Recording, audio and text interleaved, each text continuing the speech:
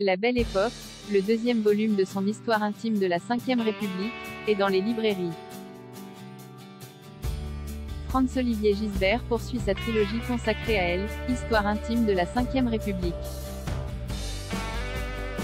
Après nous avoir ravis avec le premier tome où nous découvrions un de Gaulle pris de l'intérieur, voici le deuxième intitulé La Belle Époque. Car, en effet, les années 70, rythmées par les films de Sautet, Tavernier, les chansons de Christophe, Delpech, Sardou, les grimaces de De Funès, la vitalité de Depardieu, ça avait de l'allure. Franz-Olivier Gisbert a replongé dans ses archives personnelles. Journaliste impétueux, plus ambitieux que Rastignac, et moins fragile que Rubempré, il a côtoyé les présidents qui ont eu la lourde tâche de succéder à l'homme du 18 juin. Mais au-delà des portraits de Georges Pompidou, Valéry Giscard d'Estaing, François Mitterrand, le plus réussi, même si le biographe ne dit pas tout, et Jacques Chirac, c'est, en réalité, à la lente dégringolade de la France à laquelle il nous conduit. Électrisés par une croissance économique extraordinaire, les Français vivent dans l'insouciance et l'exubérance. Ils pensent que c'est parti pour durer 1000 ans. Les deux chocs pétroliers vont vite les faire déchanter. Mais au lieu de retrousser les manches et de faire face, ils vont plier, comme leurs aînés ont plié en 1940. Paresseux et velléitaires, ils ne vont pas suivre quand VGE ouvre la voie de la modernisation. Franz-Olivier Gisbert, citant l'écrivain Jean Cau, VGE pensait qu'il entraînerait derrière lui en laissant dans son élégant sillage, un parfum de savonnette. C'était oublier que les peuples, comme les chiens, aiment les odeurs de Soudard, de Gaulle, de paysans, Pompidou, et même, troublés d'aventuriers, celles que dégagea Mitterrand. Mitterrand, justement, Franz-Olivier Gisbert et son toutou, il le renifle, le suit partout. Ce n'est pas moi qui le dis, mais le mémorialiste lui-même.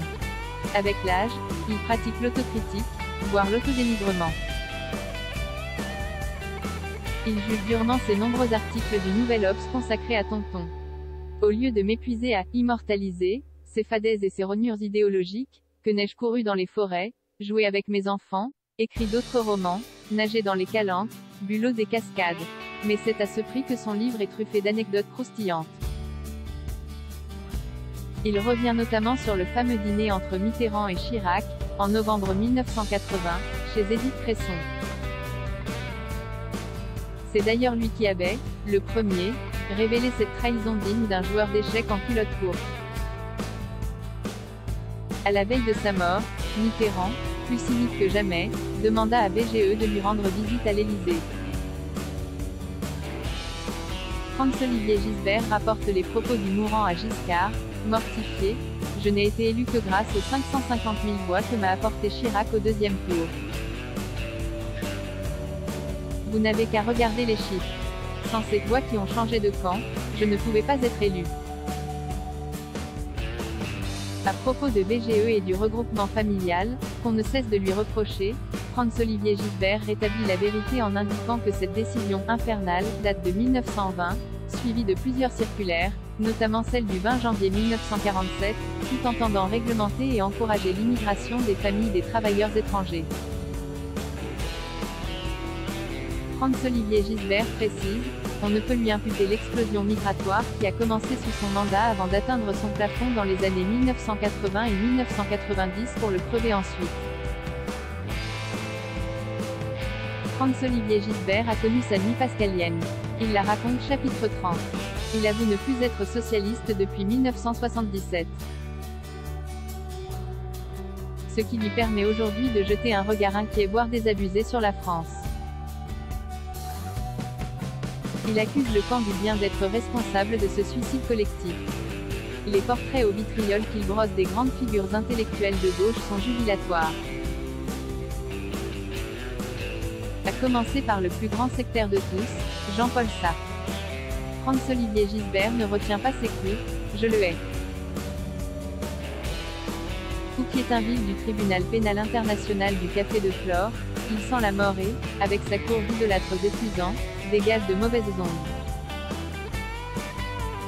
Il s'en prend également à Philippe Solers, mais, subtilement, il écrit « C'est un jeune vieux qui, toute sa vie, semblera en exil de quelque chose. » Il y a du Chateaubriand des Mémoires d'outre-tombe dans ces pages-là. À la fin de ce tome 2, Franz-Olivier Gisbert souligne non seulement le déclin de la France mais aussi sa probable dilution. Tout s'effondre autour de nous, et les Français regardent ailleurs. Ils sont frappés du phénomène de scotomisation. Encore un instant de bonheur, s'écrie-t-il, cerné d'enfants aux yeux rougis par les écrans de smartphone, devant une série dégoulinant de wokisme sur Netflix et un repas vegan servi par un cycliste sans lumière. Et ça n'est pas près de changer. Être dans le camp du bien, c'est tellement gratifiant. Franz-Olivier Gisbert, Histoire intime de la Ve République, La Belle Époque, Gallimard, 2022, 400 p. 22 €. Histoire intime de la Ve République, La Belle Époque de Price, 22,17 € UZ et New Available from 18,10 €. Histoire intime de la Ve République, Le Sursaut 1, Price, 22,28 € UZ et New Available from 14,99 €.